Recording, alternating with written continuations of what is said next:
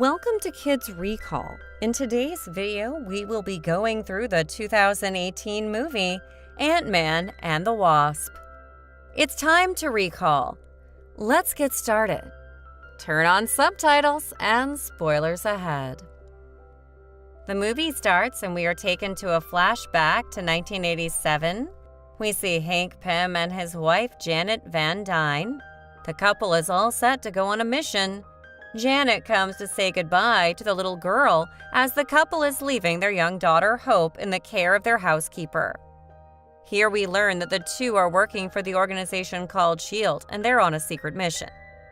As Ant-Man and the Wasp, they shrink themselves to stop a Soviet nuclear missile from detonating inside American territory. Finding that they can't shrink small enough to slip between the steel plates, Janet goes subatomic to drop the missile into the ocean. But it leaves her lost in the quantum realm, and she is, of course, presumed dead. She's now in the quantum realm where there is no sequence of time. The time and the days do not matter there because it's a totally different dimension. However, after Scott Lang as the new Ant-Man went subatomic and managed to return to normal size, Hank tells his daughter Hope that there might be a way to bring Janet back. If Scott can come back from there, so can her mother.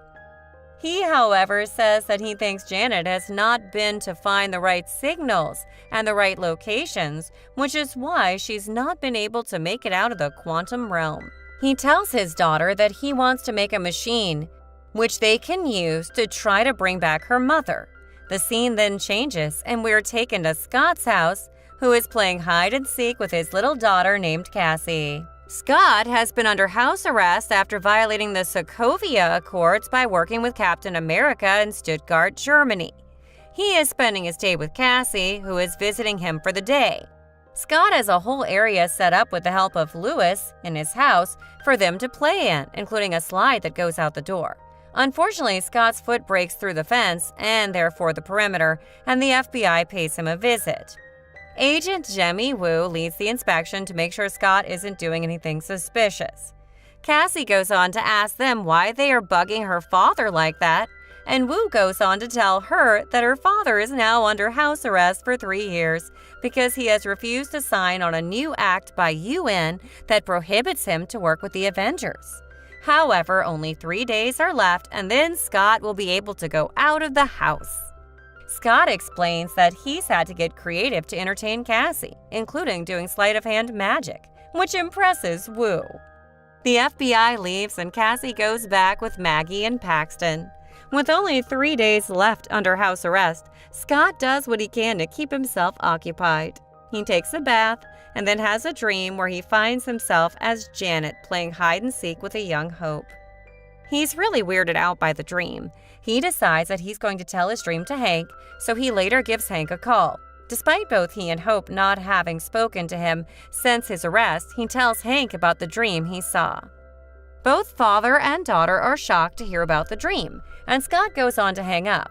Hours later, Scott is tranquilized by something flying into the room. Scott wakes up to find Hope driving him somewhere in a shrunken van. She lets him know that she took off his ankle bracelet and put it on the giant ant Scott has living with him. He tells her that he's in house arrest and that if he is with him, who is at his house? She tells him not to worry about it as it has already been taken care of. She has left someone who does all the things just like Scott. She tells him that the man is going to follow his full routine and the FBI is going to have no idea what's going on.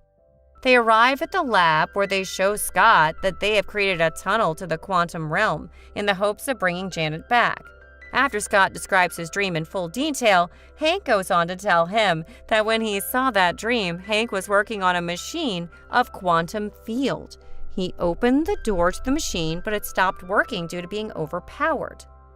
The machine, however, did get turned on, even if it was only for a second. Hank and Hope deduce that he and Janet are connected because of the time he spent in the quantum realm. Hank then goes on to ask Scott what he saw in the quantum realm. He tells him to give him some details because that's the only way he can manage to come up with something to bring back Janet. They're missing a key electronic component to get the tunnel to work, so they head to meet with someone who possesses it. Hank shrinks the lab and takes it with him. However, they don't realize they are being watched by a transparent figure. They realize that the machine keeps getting turned off, so they're going to have to find a controller to control the power because it gets turned off due to being overpowered. They then remember that there is one guy who can help them with it and decide to approach him. The three arrive at a restaurant where Hope meets with Sonny Burge, a black market tech dealer, while Scott and Hank monitor the situation from inside the van. Burge knows Hope as Susan, but he's already figured out her identity by the time she arrives. Burge refuses to give up the component that Hope needs, as he goes on to say that he can only give her the component if they are willing to sell him the whole lab, as he has a guy who's interested and is willing to pay even more than $700 million. He says that she is going to have to say yes if she wants a deal with him, because he really needs that lab. Hope is not at all interested, so she appears to leave. Birch and his goons start to walk out, but they're knocked around by Hope, who has made her way back to her WASP suit. Scott is impressed to see that she has wings and blasters. She fights them in the restaurant's kitchen and manages to enlarge a salt shaker to knock out one goon, while also running across knives being thrown at her. Hope manages to get her hands on the component, but she grabs the component. She's attacked by the figure from earlier, Ghost. The Ghost is, of course, able to phase through anything, which means Hope's punches are useless against her. Scott joins Hope as Ant-Man in a new suit to help her, but Ghost escapes and makes her way to the van and steals the lab from Hank. Hank Pym is now really worried, not knowing what to do. Scott says that they're going to have to go bring back both the lab and the component at any cost. But how? Scott brings Hope and Hank to hide at X-Con, the security company run by Lewis, with Dave and Kurt as his employees. Hank Pym then goes on to mention one of his old colleagues named Bill Foster. He tells them that Bill Foster used to be his assistant and he worked on quantum theories with him. On the other hand, Ghost, whose real name is Ava Starr, goes to her home. She phases involuntarily and must sleep inside a special chamber to control it. The trio then decide to meet Bill Foster despite the fact that Hank is really reluctant about it. Scott, Hope, and Hank go in disguise to the university that Bill teaches at. When Bill Foster sees Hank Pym sitting in the class, he tells all the students to get out of the class right away. He maintains a grudge against Hank over the work they did together decades earlier, in which Bill reached 21 feet. Scott then sees Wu and his fellow agents outside, thinking that they know he's in there. Before they go, Bill tells them that they can locate the lab by modifying a diffractor on one of the suit's regulators. Hank says they can't use the new Ant-Man suit because it's a work in progress, so Scott tells them they can find it in the older suit, which is in a trophy case that Cassie took to school for show and tell. Scott and Hope sneak into Cassie's school, but the regulator on Scott's suit malfunctions, making him the size of a child. They get to Cassie's classroom and get the suit out of the trophy before they're spotted. The three of them then go on to locate the ghost home, who is Ava in actuality. They also find the lab, but she knocks all three of them out and has them tied up. She reveals that she's working with Bill, who took her in as a child, when she suffered from a deadly disease. She then goes on to tell her story as she says that her father, Elias Starr, had attempted an experiment to reach the quantum realm, but his own tunnel became unstable. His wife, Catherine, tried to escape with young Ava, but the little girl ran back to her father. The tunnel caused a huge explosion, killing Elias and Catherine, but Ava survived and her molecules destabilized, resulting in her uncontrolled phasing. She and Bill now plan to use Janet's quantum energy to help Ava turn normal, even if it might kill Janet. Hank fakes a heart attack to get Bill to grab a tin of Altoids for his meds, which really contain Hank's trained ants that grow to a large size and help them get free, allowing the three to escape and take the lab back. The three then go to a forest where they finally manage to turn on the machine.